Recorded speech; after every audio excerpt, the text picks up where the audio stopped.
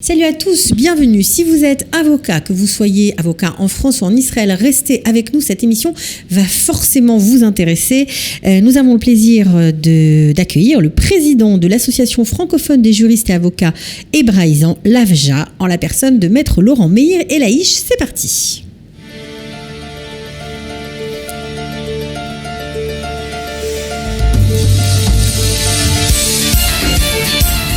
Maître Laurent Meir Elaïch, bonjour, bienvenue. Bonjour Cathy. Alors vous êtes ici pour nous parler de votre association, mais surtout il y a une grande nouvelle, c'est que vous allez ouvrir une antenne israélienne de cette association au mois de juin, donc c'est imminent, pour aider de nombreux avocats franco-israéliens, et on va rentrer dans les détails tout de suite. Alors la question est, pourquoi avoir créé il y a 10 ans une association pour les avocats et juristes hébraïsants?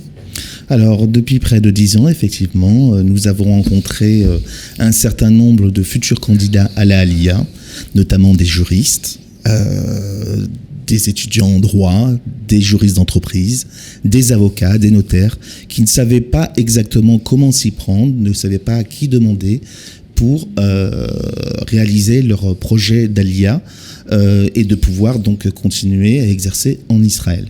Donc c'est une association très sérieuse qui est abritée à la Maison du Barreau des avocats de Paris. Tout à fait. Vous représentez, on va dire, l'État d'Israël, en gros. Oui. Voilà, vous êtes la seule association... Tout à fait, la seule association franco-israélienne répertoriée à ce titre à la Maison du Barreau de l'Ordre des avocats de Paris. Nous représentons donc la société civile israélienne à l'Ordre des avocats de Paris, comme il existe d'autres associations d'avocats franco-allemands, franco-italiens, franco-chinois. À la rubrique État d'Israël, vous trouvez l'AFJA.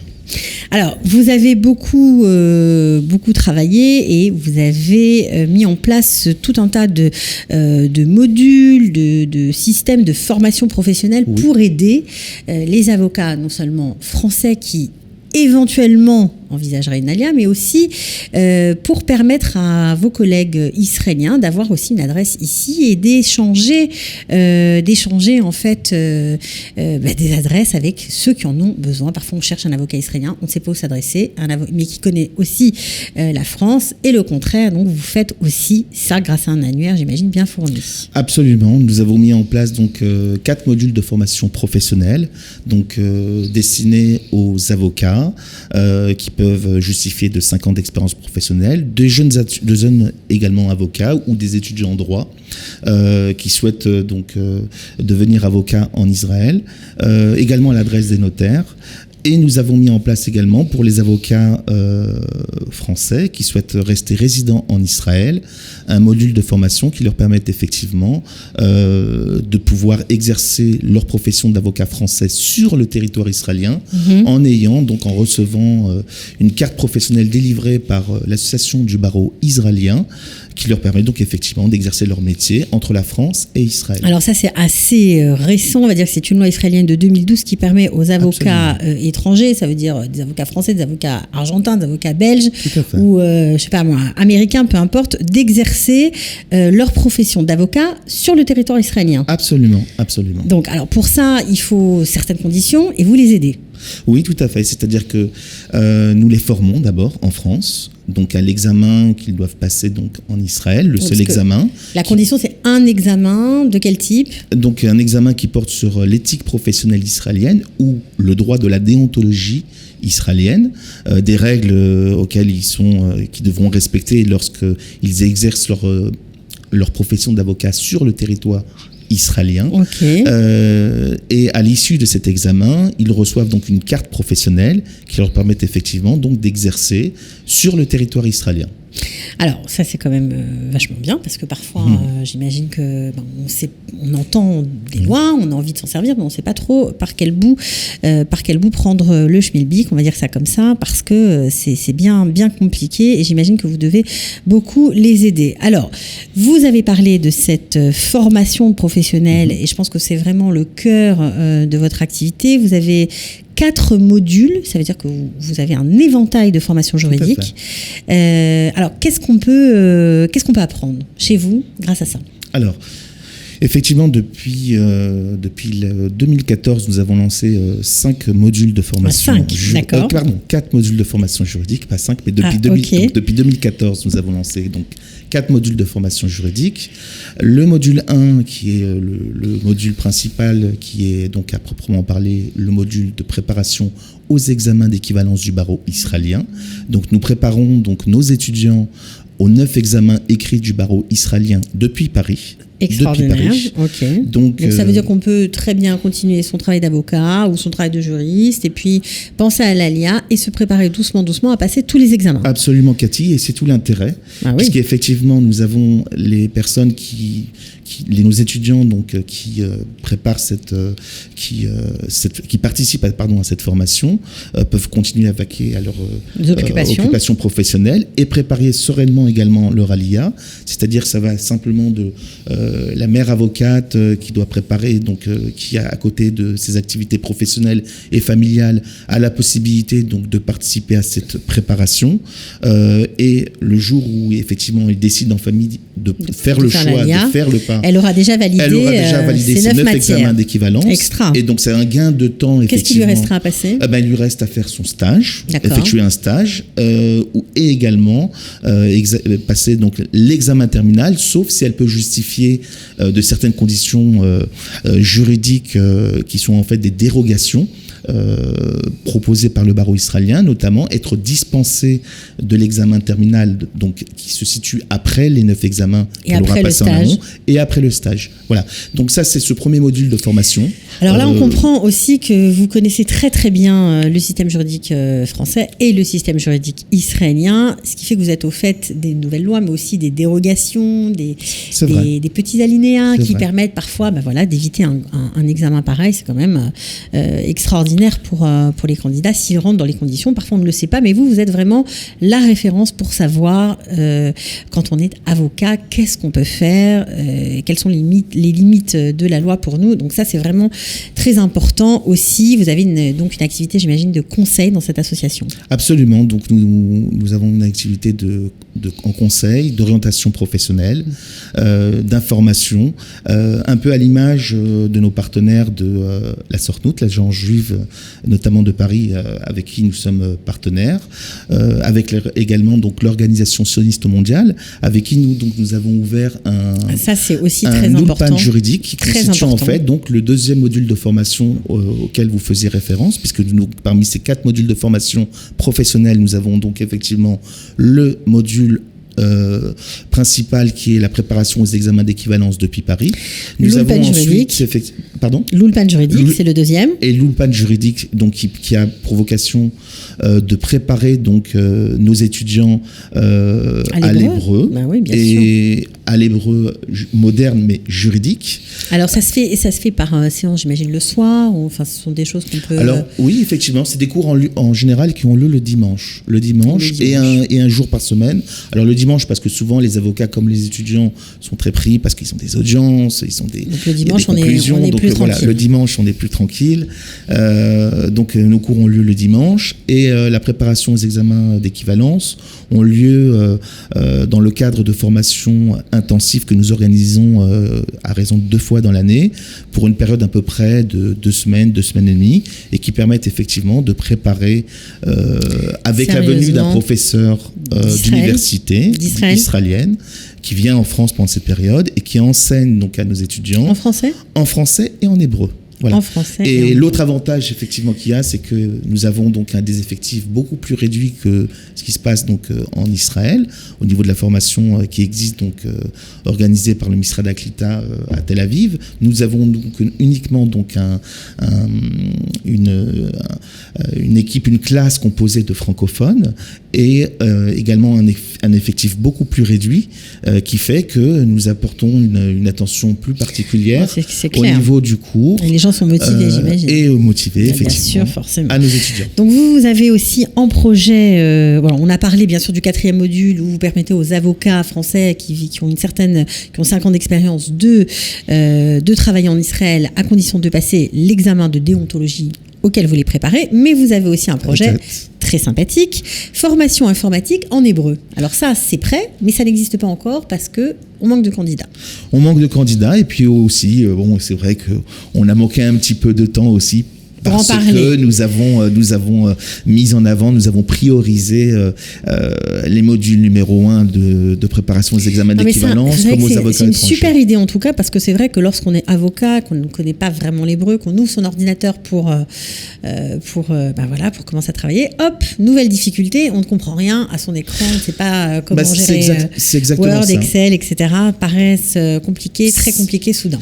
En fait, ça s'inscrit dans une continuité logique de la formation des examens d'équivalence, parce qu'effectivement, lorsque nous formons donc nos candidats, nos étudiants aux examens d'équivalence, et nous savons que la prochaine étape sera de commencer le stage, lorsque vous avez effectivement un candidat qui s'est déjà exploité, utilisé, qui a la maîtrise de Word, d'Excel en hébreu, et qui doit commencer son stage, alors son maître de stage qui le reçoit, effectivement, pour lui, effectivement, c'est quelque chose de très intéressant, de très pratique, de très utile, de savoir que ce stagiaire français, il va pouvoir se débrouiller en hébreu avec l'ordinateur. Il est déjà fonctionnel. Alors, ce qui est intéressant, c'est que, comme on le sait, enfin, tout le monde ne le sait pas, mais a priori, c'est comme ça que ça se passe en France, les avocats sont obligés d'avoir un certain nombre d'heures en formation continue. Oui, effectivement. C'est 20 heures de formation obligatoire dans le cadre de la formation continue. Par an ?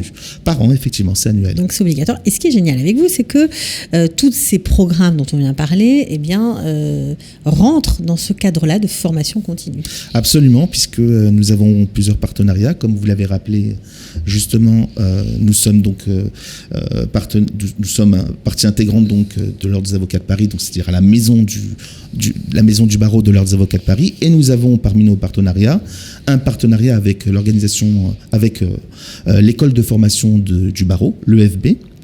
Qui nous permet effectivement d'organiser cette formation dans le cadre de la formation continue des 20 heures obligatoires chaque année auquel est soumis chaque avocat.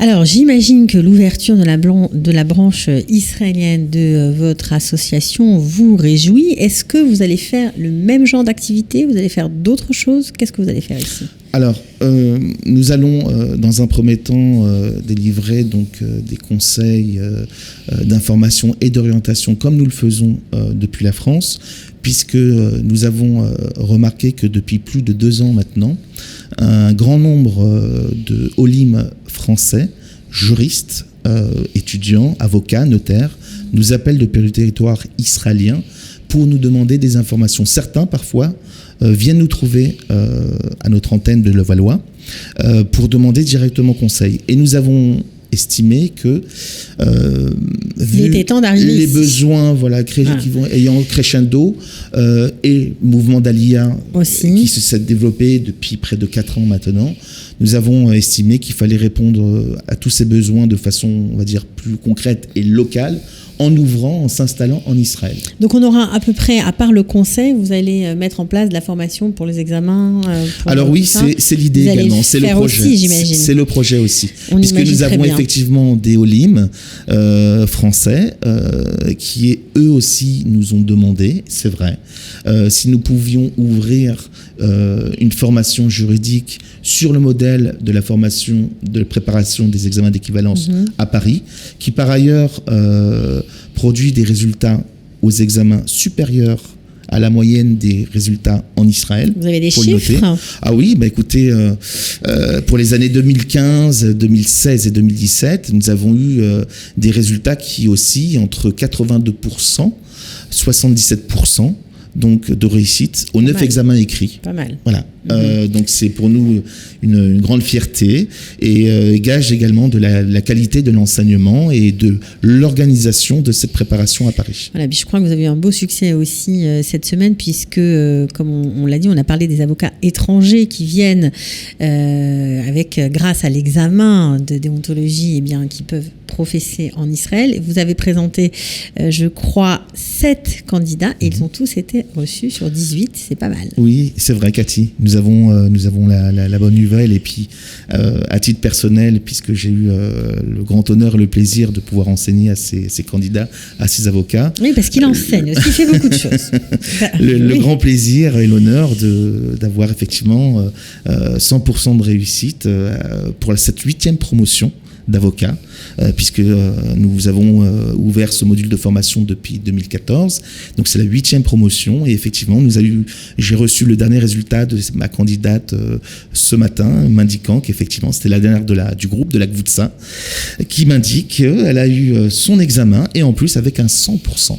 S'il vous plaît. Ça, c'est bravo pour eux et bravo pour vous aussi. Alors, on imagine que lorsque vous serez bien implanté en Israël, vous allez continuer d'aider les jeunes avocats qui ont réussi le barreau, mais qui ont du mal parfois à obtenir leur carte professionnelle, parce que ça traîne un peu dans les bureaux du barreau israélien, il faut bien le dire. C'est vrai. Beaucoup de personnes nous contactent, donc des OLIM ou des résidents nous contactent par rapport à des problèmes d'ordre administratif qui sont liés à une certaine bureaucratie israélienne que nous connaissons en général en Israël, mais qui sont liés parfois à certaines attitudes. Peut-être au mode de fonctionnement du barreau israélien, puis il y a eu des changements. Oui, ou peut-être peut-être certaines démarches ou approches de fonctionnaires israéliens qui ne comprennent pas forcément la culture juridique ou le modèle juridique français, et pour lesquels nous devons intervenir pour justement harmoniser et trouver des solutions.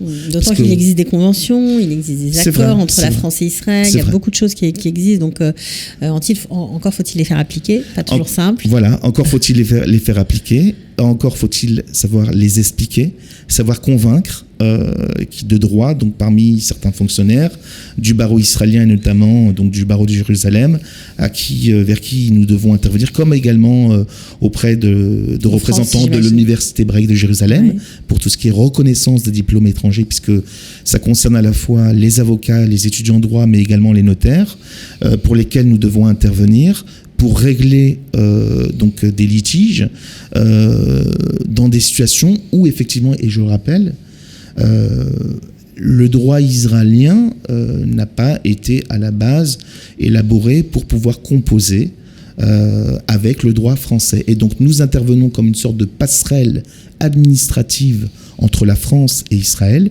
depuis plusieurs années pour pouvoir trouver des solutions et harmoniser les législations entre les barreaux français et les barreaux israéliens dans l'intérêt effectivement de nos juristes OLIM francophones d'Israël et de France. Alors j'imagine que pour faire ce travail minutieux, vous avez forcément dû être aidé par notre amie Esther Blum de Qualita, qui s'occupe de l'équivalence des diplômes, notamment des relations avec le gouvernement, qui fait beaucoup de travail pour que le maximum de professions soient admises et permettent à tous ces OLIM qui ont des professions variées, différentes, de travailler, notamment les avocats. Alors, j'imagine qu'elle vous a aidé un peu, oui, bien sûr, un peu beaucoup.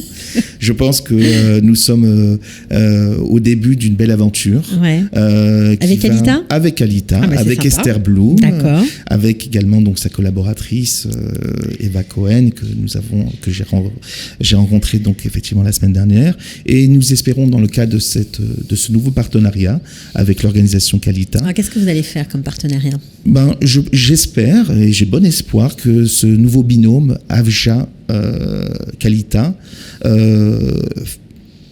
fera en sorte que on ait plus de force, plus de reconnaissance auprès des représentants israéliens pour trouver des solutions de façon plus efficace, moins pénible, plus facile, plus rapide.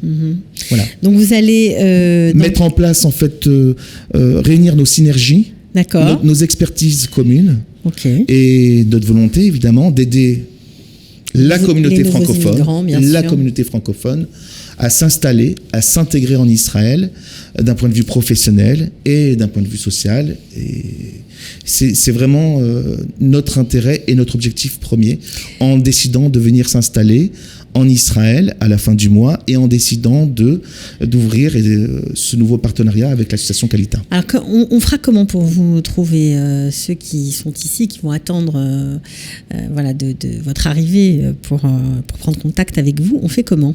Alors, dans un premier temps, nous serons donc joignables par le net, par Internet, par une adresse email. Et ensuite on aura effectivement un standard téléphonique avec un numéro de téléphone où chaque personne, chaque candidat pourra nous contacter. Mais vous allez avoir des permanences sur place? Oui, effectivement. Donc, nous aurons pour commencer une permanence qui sera ouverte une fois par semaine, le dimanche, sur Tel Aviv. Et nous aurons également une permanence qui sera ouverte, je pense, une fois par mois, sur Jérusalem. Mais nous allons effectivement... Donc dans les locaux de Qualita. Dans les locaux de Qualita. Donc Tel Aviv, ce sera au hub de Tel Aviv, 7 Rehov Lilenblum. Et puis à Jérusalem, c'est au hub de Jérusalem, 10 Rehov Aravagan. Donc c'est chouette que vous soyez, eh bien voilà, que vous soyez parmi nous. Ça va être bien, ça va aider plein de gens. C'est ça qui est formidable. C'est tout l'intérêt et c'est tout notre objectif premier qui nous enthousiasme et c'est tout notre engouement également pour notre installation en Israël. Voilà.